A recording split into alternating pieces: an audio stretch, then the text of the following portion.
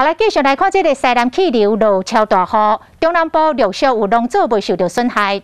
台中的龙井本地特别采收的西瓜，有超过8成拢无效咯，农民是真哀哀哦。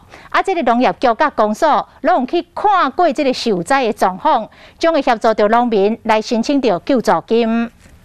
这西瓜毋但看起来较细粒，而且拢有伤。最近落大雨，各地拢有农业灾情。伫龙井区本来要采收的2期西瓜，差不多拢浸伫水内，受损超过8成，农友是救苦连天。西瓜这种保育买烂无效，无效。嘿，唔着烂呀。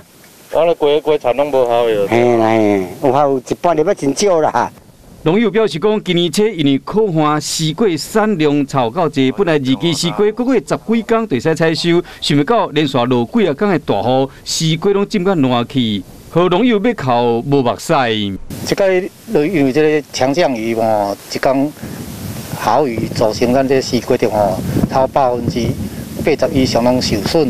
看到农委会这边人启动的现金灾害救助哦。 农会表示，目前农业局甲公所已经陆续去勘查灾情，将会协助申请现金的补助，希望讲农损的补贴会使帮助因渡过难关。